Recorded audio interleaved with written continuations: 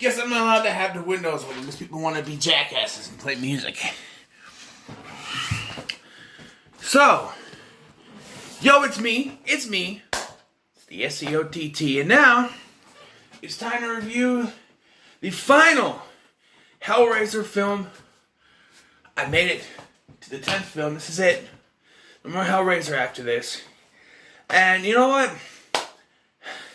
I totally forgot about this, but from the beginning I was going to do a joke with my Rubik's Cube here. And I forgot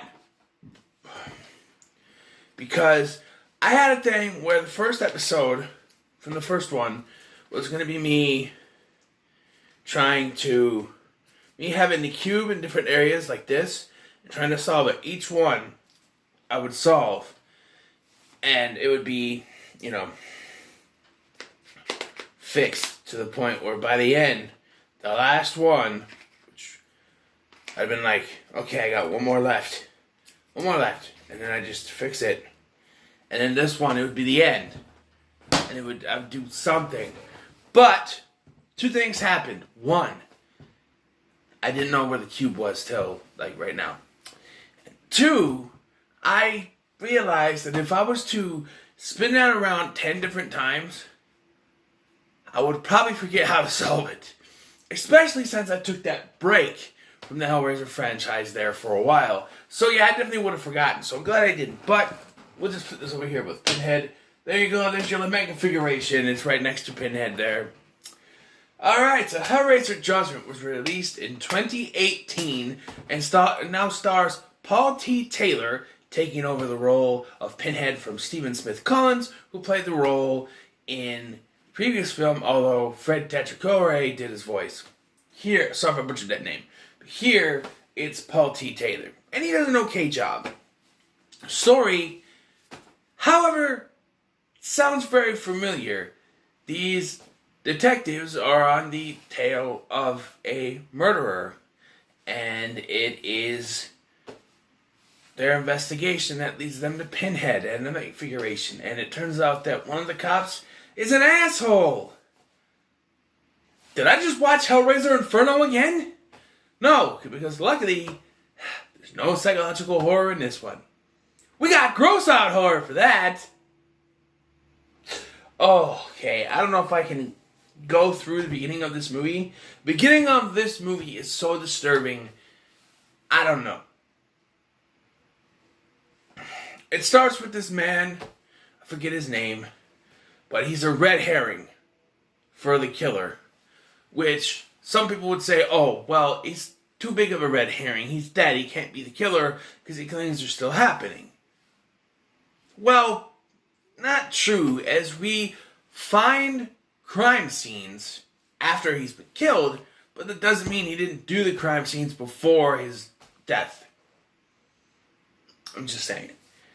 But, yes, this guy, Mr. Watkins, he's the first victim of this movie. He's brought in, and he's forced by the auditor, played by the director of the film, Gary J. Tunnicliffe, who was one of the good characters in this film. I actually like that. Gary J. Tunnicliffe actually wrote for the series. He wrote Revelations. And he wrote some tie-in books, I think. But, excuse me. He had one cookie, and he can't stop burping. But anyway, I had a cookie. One cookie. One little Chips Ahoy Sour Patch cookie. Sour Patch Kids cookie. If you want to know more about that, look on Big LT Radio's channel. Because he has my food review of that on there. But anyway, so this guy, he is forced by the auditor to tell all his sins, which he does, and then they bring in this other fat guy whose name I don't remember. I don't remember all these names. This big fat guy comes in, and he covers these papers with the tears of children. Not kidding. He covers it up, and then he proceeds to eat it with a fork and knife, and then regurgitate it into a little hole, which goes down, and there are these naked, big-breasted women with a fucked up face, and they're gooing around in it, and they're putting their fingers in, and they're rubbing on their face and stuff. It's nasty. And then they take the guy. These women then decide they have to clean him. So they basically have to clean your insides too, and they bite him open and stuff, whatever. And then they bring in this other big fat guy, who in his big ass belly contains a little guy, and then they slice and dice and chop him into little pieces. And then the blood of this guy comes squirting down back to the naked woman with the big breasts, and then proceed to squirt that blood all over said big breasts.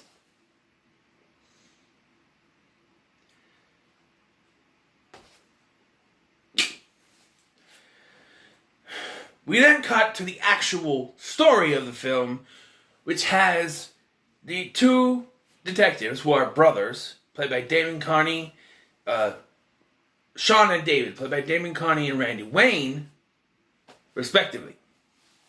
And they are investigating a woman. First scene, we have a woman who goes into her apartment and she's looking for her dog, and then she gets taken out by this killer called the Preceptor, who kills by the sins, I guess. And when the cops come in, they can't find the dog, and all of a sudden the lady's stomach starts moving. They also meet their new partner, Edgerton, who's been assigned to help them for reasons. And so they find that the dog is a little froofy dog, one of those little froofy dogs like that big, shoved in the lady's stomach. Because she called the dog her baby, so the killer shoved the dog in her womb. What? And then there's another crime scene with on a playground with jars of blood, fingers, I don't know. Fingers, that got me having flashbacks to Inferno. I'm like, no! It's obvious that Tunnicliffe, because he wrote the tie-in material for Hellraiser Inferno, then he decided to make this similar to Hellraiser Inferno. Although I will admit it's a huge step up from Hellraiser Inferno, because there's some psychological horror, but only when it works.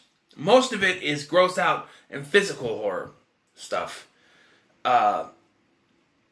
So Sean, played by Damon Carney, he starts to investigate a house, because what they do is they track down this guy Watkins, and they meet with his landlord, played by Nancy, if you blink you'll miss me, Thompson herself, Heather Langenkamp. I fucked it up. Played by Heather, if you blink you'll miss me, Langenkamp. Because yes, she was heavily advertised as being in this movie. She's in it for like not even 5 minutes. She shows up and yells about how the guy has to pay his rent, so she shut off, stuff, and then goes down, shows them where to go and stuff, and then that's it. She's gone. She's gone. And if you didn't know she was supposed to be in this movie, you probably wouldn't even recognize her, because she looks so much different from what she did back in the day. So, I recognized her when I first saw it, but because I knew she was in this. And so I saw her, like, oh, hey, is that her? 5 minutes. I've seen other reviews of this movie, and they don't catch it. And they're like, wasn't she supposed to be in this movie? I don't remember seeing her in the movie. And I'm sitting there going, she was the landlord.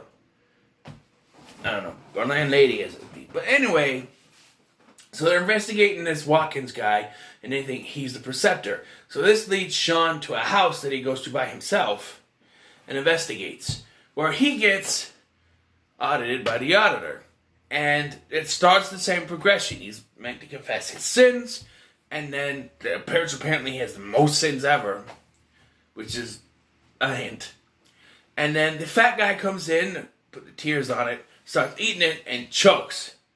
And then, they decide to go ahead and start cleaning him anyway, because, and then when the auditor shows up, Sean has killed the big-breasted women. Tears. And, taken one of the little configuration boxes, which there are now multiple ones, which makes sense, because it wouldn't be just one, which could explain, the direct-to-video sequels, if you think about it. How is there one in Bucharest? How is there one, in each of those direct-to-video sequels? How is there, They explain, the original series has the same, the original 4 is the same box. But then you get the one in Inferno that's found at a crime scene. But then in Hellseeker, Trevor gets it from a merchant guy. And then in Deader, it's found in Bucharest. And then the host has it in Hellworld. And then they find one in Mexico from a homeless guy in Revelations. This actually makes sense that there are multiple lament configuration boxes throughout the world. And I think that's I think if Tunnicliffe thought of that and said, hey, this would explain why the puzzle box was in different places in each of the direct-to-video sequels, it works. Because, like I said, it explains how there could be one in Bucharest. There could be one in Inferno by the police, and yet there's one in the next one that he bought by a weird bearded dude. It works. I actually really like that. Like that addition, Some people say, oh, that's just, wow, is there multiple? Well, think about it, man. It makes sense. Those direct-to-video sequels now seem a little bit more canon because there are multiple boxes. Whereas the first 4 was the same box, now there's more than one, so it makes sense how they each got one in different locations, you know what I mean? And so Sean didn't necessarily open the box, I don't think, but he gets visions of Cenobites, which is the psychological horror for this film. And yeah, it works better than Inferno, I'll tell you that right now. And yeah. There's a scene where he's about to have sexy time with his wife, and he's not really... See, that's another thing that's just like Inferno. He's having problems with his wife. And,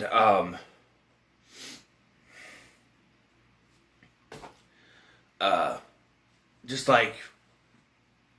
I can't remember his name. Shitface from Inferno. But yeah, but he is having sexy time with his wife, and he starts seeing the Cenobites, and he freaks out, and he leaves. Ends up getting drunk. Then we have the twist at the end of the film. The reason that Edgerton was brought in is because they suspect one of those two is the killer. Turns out it is Sean, because when they go to investigate the place where the Preceptor's so-called hideout, there was a picture with something draped over it, and that always means good news, right? Like in House. So, what happens is, then Sean's wife shows up for some reason, and they uncover it to find a picture of David, that's the brother, and Sean's wife. And there's one little dialogue when he's in the car with Edgerton. When she calls him worried about Sean, he goes, hey, you. Right there, if you heard that, hey, you. He's fucking her. Who answers the phone? Hey, you, if you're not doing something with that person, you know what I mean? If your boss called you, you would be like, hey, you, the fuck you just say? I mean, come on. Unless you're fucking your boss, but I don't recommend that. But anyway, so yeah, Sean is the Preceptor. And David kind of figures it out before this, because he's on the computer looking up something that Sean kept telling to him, and then that leads, translates out to Preceptor. So, yeah. And then, what, Edgerton shows up and he supposedly kills her. He shoots her to take her out of the equation. And then he forces them to open on the configuration so that he could trade them, adulterers, for him. So he could be free. But Pinhead's like, that's not how it works. He's like, but they opened the box, and they will be dealt with accordingly. So they're all fucked.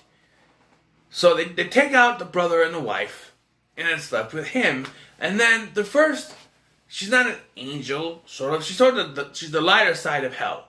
She's not good, but she shows up, and she tells Pinhead, no, you cannot kill him because he's been doing the work that's needed. All the stuff he's been doing has been approved by hell, apparently, and Jovial is telling him no. And so there's this spot where Pinhead gets an idea in his brain. He looks down and he sees the gun left. And then Sean notices this. So when he's freed from the chains, he grabs the gun, starts shooting at him, and he shoots all his bullets out. Pinhead then's then forced to agree to send him back to heaven. Now, remember what I said in the last one? How he let Emma go because he could sense the darkness within inside her. Admittedly, Sean is a bazillion times worse than Emma. So why the hell didn't he sense his darkness and send him back anyway? Why would he have to be told by Jovial to let him go? Not that it does a whole lot, because as soon as he's back out, he's killed by Edgerton. And then she's like, you know what happened. And Pinhead's just like, human behavior is not dictated, not foreseen. And he strings her up, he puts a bunch of nails in her head, basically kills her, and as punishment, he's forced to be a human on Earth. And that's the ending of the film. There is a post-credit scene with two German evangelists knocking on the door of a house, which people have said, oh, well, if Pinhead's gone, then how can the Cenobites operate? Well, the Pinhead is gone, but the Cenobites aren't. So the auditor could have taken over Pinhead's spot as leader. One thing I do want to mention is because I've watched several reviews for this movie, and no one has ever caught on but me. The house that they go to, the house that Watkins is taken to at the beginning, that Sean goes to investigate, that he brings his brother to look around, is the Cotton House from the first film. Even though that house was burnt to the ground at the end of the first film, and it was shown to still be up in the second film. So I guess that's technically why it, but that is the same house. And I remember when I first watched it, I'm like, is that the Cotton House? And the more I look at it, it is. It is Kirsty's house from the first film, or Larry's house. It is that house. And then there's a second house in... They say that where they go to once they enter the house is not actually the house. It's another dimension type thing. It's like when you open the box, but you don't open the box, you just go through the door, I guess. And I guess, just like the box, it could go anywhere in the world. And this makes sense because, you know, the Cenobites could be anywhere. And yeah, that's why there's one in Germany, which works. But yeah, this was not that bad. I'm going to give it a 7. I enjoy it way better than Inferno. Enjoy it more than a couple of the other ones. But yeah, it's actually pretty good. So now I finished the Tremors franchise. And then I'll do a ranking for this and a ranking for Tremors. I'll be done with these. I'll be done. One franchise down, one to go, right? So what are your thoughts on Hellraiser Judgement? Let me know in the comments below. Like, share, and subscribe. Thank you for watching. I've been Scotty. We'll see you in the next one.